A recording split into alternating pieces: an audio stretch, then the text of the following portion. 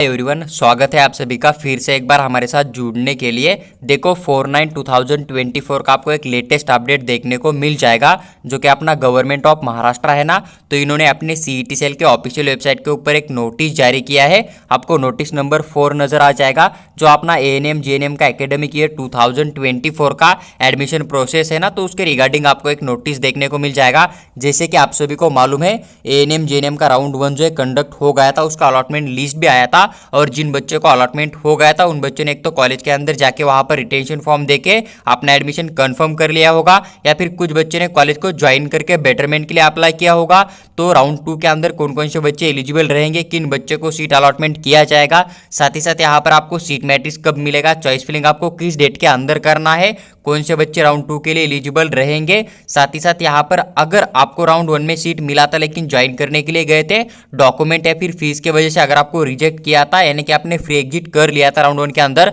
तो आप यहाँ पर राउंड 2 के लिए एलिजिबल हो या नहीं हो, तो उसकी पूरी सविस्तर जानकारी इस छोटे से वीडियो के अंदर मैं आपके साथ शेयर करूंगा। तो आप वीडियो को पूरा देखो, आपका हर एक डाउट यहाँ पर क्लियर सॉल्व हो जाएगा। देखो सबसे बढ़िया मुझे आपका यही डाउट मिल रहा था कि सर एएनएम जेएनएम का राउंड 2 होगा या नहीं होगा, और नहीं होगा तो दिन क्यों नहीं होगा, और होगा तो दिन इतना लेट क्यों हो रहा है। क्योंकि लेट क्यों हो रहा था, क्योंकि बीएससी नर्सिंग का राउंड 1 कंडक्ट हुआ था ना, तो दिन उसके बाद बीएससी नर्सिंग का सेकंड राउंड कंडक्ट नहीं किया गया था, इसलिए एएनएम जेएनएम का जो है राउंड यहाँ पर इन्होंने स्टे करके रखा था। इस बात का भी आपको ध्यान रखना था। अभी बीएससी नर्सिंग का आज सुबह रिजल्ट आ गया, देन इन्होंने यहाँ पर ऑफिशियली जो है एएनएम जेएनएम का राउंड 2 का नोटिस भी आपको यहाँ पर रिलीज किया हुआ नजर आ जाएगा। देखो अगर हम यहाँ पर बात करें, यहाँ पर एएनएम जेएनएम का जो एकेडमिक ईयर 2024 के लिए कैप राउंड 2 का नोटिस इन्होंने रिलीज किया ना, उसके बारे में तो देखो आप यहाँ पर पूरा टाइम टेबल चेक कर सकते हो। जैसे कि आपको यहाँ पर एक सीट मैट्रिक्स दिया जाएगा कैप राउंड 2 का एएनएम जेएनएम के लिए। तो अभी सीट मैट्रिक्स क्या होगा, तो सीट मैट्रिक्स के अंदर कैटेगरी के हिसाब से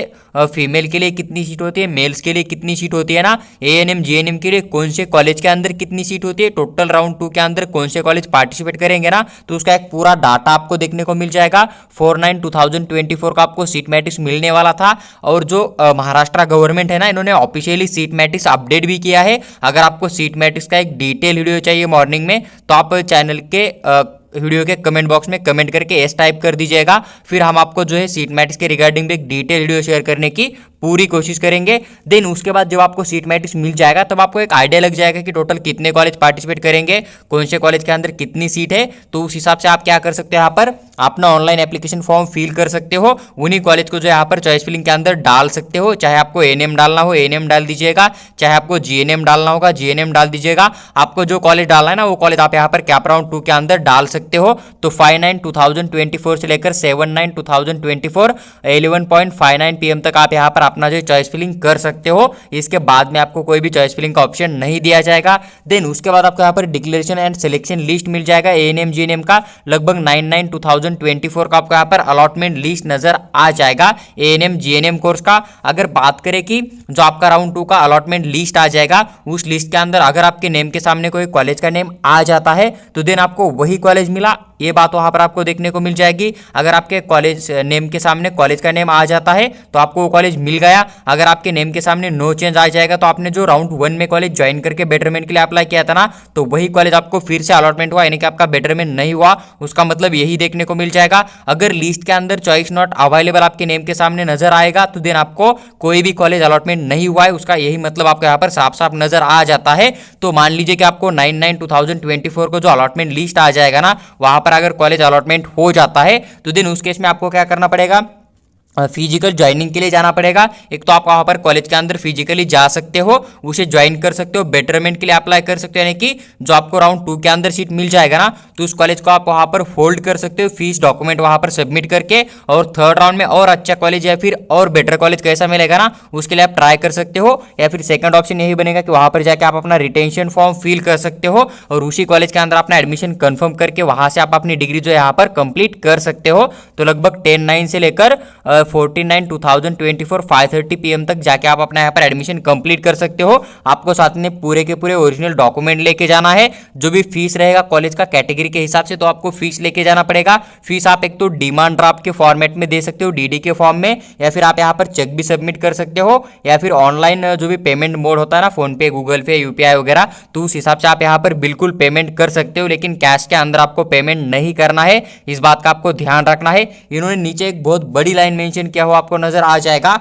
इफ सीट वैकेंट, अगर राउंड 2 के बाद भी कुछ सीट वैकेंट होते हैं या फिर कुछ बच्चे कॉलेज ज्वाइन करके बेटरमेंट के लिए जाते हैं ना, तो देन उस केस में क्या हो जाएगा, कैप राउंड 3rd वाला कंडक्ट किया जाएगा। तो उसका नोटिस जो है आने वाले समय में आपको यहाँ पर देखने को मिल जाएगा। मतलब ये बात कंफर्म है कि अगर 10-12 सीट भी वैकेंट हो जाएंगे ना, देन भी आपका 3rd राउंड जो यहाँ पर कंडक्ट किया जाएगा, यानी कि एएनएम जेएनएम का 3rd राउंड भी कंपलसरी होगा। इस बात का भी आपको यहाँ से एक जनरली आइडिया मिल जाता है, क्योंकि थोड़े बहुत तो सीट यहाँ पर वैकेंट हो गए ही हो गए, इस बात का आपको ध्यान रखना है। देखो उसके बाद यहाँ पर कुछ इन्होंने स्टूडेंट के लिए इंपॉर्टेंट पॉइंट मेंशन किया है, इंस्ट्रक्शन यानी कि रूल्स इन्होंने यहाँ पर मेंशन किए हैं। देखो यहाँ पर अगर बात करें सबसे पहले, candidates who have joined seat allotted cap round 1 did not fill retention form eligible for choice filling cap round 2। अगर कोई बच्चा है जिसको कि राउंड 1 के अंदर कॉलेज मिल गया था, मान लीजिए कि राउंड 1 के अंदर आपको जीएनएम एनएम का एक्स नाम का कॉलेज मिला था, आपने उसे ज्वाइन कर लिया था, लेकिन वहां पर कोई भी रिटेंशन फॉर्म नहीं फिल किया था, आपने जस्ट उसे ज्वाइन करके बेटरमेंट के लिए अप्लाई किया था ना, तो देन यहाँ पर आप राउंड 2 का चॉइस फिलिंग करके राउंड 2 के अंदर 100% पार्टिसिपेट कर सकते हो। आप यहाँ पर राउंड 2 की काउंसलिंग के लिए 100% एलिजिबल हो जाओगे। देन उसके बाद सेकंड पॉइंट मेंशन किया है, candidates we have not allotted seat in CAP round 1 eligible to fill choice for CAP round 2। अगर कोई बच्चा है जिसने कि एप्लीकेशन फॉर्म फिल किया था, राउंड 1 में चॉइस फिलिंग किया था, लेकिन कम स्कोर था, इस वजह से आपको राउंड 1 में कोई भी कॉलेज नहीं मिला था एएनएम जेएनएम का, देन आप यहाँ पर 100% जो है कैप राउंड 2 की चॉइस फिलिंग करके यहाँ पर एडमिशन के लिए पार्टिसिपेट कर सकते हो। आपको कोई भी प्रॉब्लम यहाँ पर देखने को नहीं मिल जाएगा। उसके बाद थर्ड पॉइंट है, कैंडिडेट्स हु हैव रिपोर्ट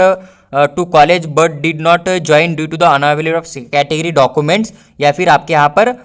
देखो इन्होंने यही बात मेंशन किया है कि अगर कोई बच्चों को राउंड 1 के अंदर कॉलेज मिल जाता है, लेकिन कोई एक प्रॉब्लम था उसके पास कैटेगरी के डॉक्यूमेंट नहीं थे, या फिर डॉक्यूमेंट के अंदर कुछ प्रॉब्लम था, वो बच्चा अगर यहाँ पर राउंड 1 का जो कॉलेज है उसे ज्वाइन करके बेटरमेंट के लिए अप्लाई नहीं कर पाया है, या फिर वहाँ पर अपना रिटेंशन देके डिग्री कंटिन्यू नहीं कर पाया ना, तो बच्चा यहाँ पर 100% राउंड 2 का चॉइस फिलिंग करके यहाँ पर एलिजिबल हो जाएगा। लेकिन आपको यहाँ पर जो भी आपने कैप राउंड 2 के अंदर डॉक्यूमेंट हो गया ना, वो आपको यहाँ पर ओरिजिनल डॉक्यूमेंट कैटेगरी के हिसाब से आपको सबमिट करना पड़ेगा। तो ये बात इन्होंने मेंशन किया है। तो आपको थर्ड वाला पॉइंट क्या बोलता है कि कोई बच्चा है जिसको कि मान लीजिए कोई कॉलेज मिल गया राउंड 1 के अंदर, आप ज्वाइनिंग करने के लिए गए थे, लेकिन कॉलेज ने आपको कैटेगरी के डॉक्यूमेंट नहीं थे या फिर कोई डॉक्यूमेंट प्रॉब्लम था, उस वजह से अगर रिजेक्ट किया होगा ना, तो दिन आपने यहाँ पर करेक्ट डॉक्यूमेंट बनाया होगा, तो उस करेक्ट डॉक्यूमेंट का यूज करके आप यहाँ पर राउंड 2 के अंदर चॉइस फिलिंग करके जब अलॉटमेंट हो जाएगा ना, तो आप यहाँ पर ओरिजिनल डॉक्यूमेंट सबमिट करके अपना एडमिशन यहाँ पर कंफर्म कर सकते हो। यानी कि जिस बच्चों को राउंड 1 के अंदर डॉक्यूमेंट वेरिफिकेशन में रिजेक्ट किया गया था ना कॉलेज वाले ने ऑफलाइन प्रोसेस में,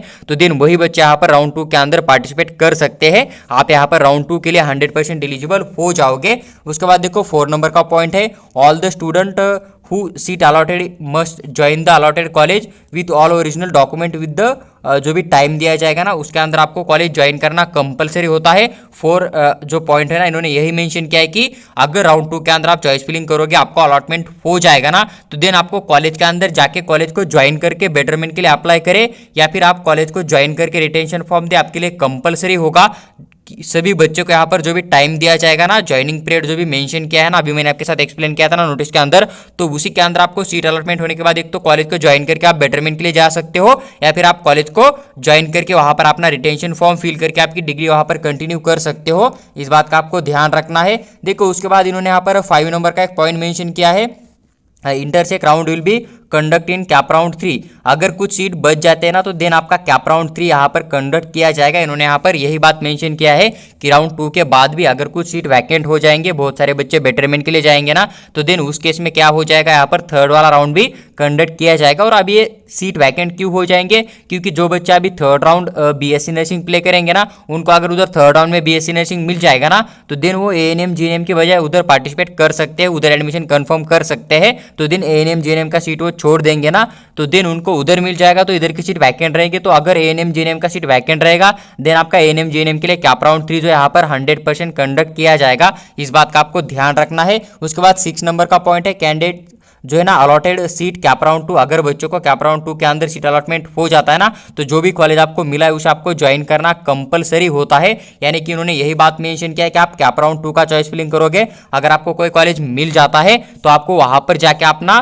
कॉलेज ज्वाइन करना कंपलसरी है। यानी कि जैसे कि बीएससी नर्सिंग के लिए या फिर एमबीबीएस बीडीएस के लिए कैप राउंड 2 में फ्री एग्जिट होता है ना, तो वो एग्जिट आपको एएनएम जीएनएम के लिए देखने को नहीं मिल जाएगा। अगर कोई भी कॉलेज आपको राउंड 2 के अंदर मिल जाता है तो आपको कॉलेज ज्वाइन करके बेटरमेंट के लिए जाना कंपलसरी होता है। इस बात का आप ध्यान रखिएगा। अगर आप कॉलेज ज्वाइन नहीं करते हो तो देन आपको सीधा रिजेक्ट किया जाएगा, आप काउंसलिंग प्रोसेस से आउट हो जाओगे और आप एएनएम जीएनएम की जो काउंसलिंग इस साल नहीं कर पाओगे। आपको फिर next year Maharashtra nursing CET का एग्जाम देना पड़ेगा और जो परसेंटाइल आएगा ना उस हिसाब से आपको यहाँ पर नेक्स्ट ईयर फिर से काउंसलिंग के अंदर पार्टिसिपेट करने के लिए यहाँ पर रेडी रहना पड़ेगा। इस बात का आपको ध्यान रखना है। और such candidates will be consider betterment do not fill status retention form. अगर आप कॉलेज को ज्वाइन करते हो वहां पर रिटेंशन फॉर्म नहीं फिल करते हो तो देन आपको यहाँ पर थर्ड राउंड के अंदर 100% बेटरमेंट के लिए एलिजिबल रखा जाएगा। तो यही बात इन्होंने यहाँ पर मेंशन किया हुआ आपको नजर आ जाएगा। देखो 7 नंबर का पॉइंट है, candidate get selected for a particular college then candidate is required to join the college as per the procedure. अगर आपको कोई कॉलेज मिल जाता है तो आपको वहाँ पर कॉलेज के अंदर जाके उसे ज्वाइन करना कंपलसरी होता है। आपको क्या करना है, अगर आप यहाँ पर कॉलेज को नहीं ज्वाइन कर सकते हो ना तो then will not eligible for subsequent rounds. मतलब इन्होंने ये मेंशन किया है कि अगर आपको जो सेकंड राउंड हो जाएगा ना वहाँ पर अगर आप एडमिशन नहीं करते हो, कॉलेज के अंदर जाके ज्वाइन करके बेटरमेंट के लिए अप्लाई नहीं करते हो या फिर वहाँ पर अपना रिटेंशन फॉर्म फिल नहीं करते हो ना, तो देन आपको यहाँ पर सामने वाले कोई भी राउंड के अंदर एक तो कंसिडर नहीं किया जाएगा, साथ ही साथ आपका 2024 का एडमिशन प्रोसेस रहेगा ना एएनएम जीएनएम कोर्स के लिए, तो वहां से आपको काउंसलिंग से सीधा आउट भी किया जाएगा। तो यही बात इन्होंने मेंशन किया है।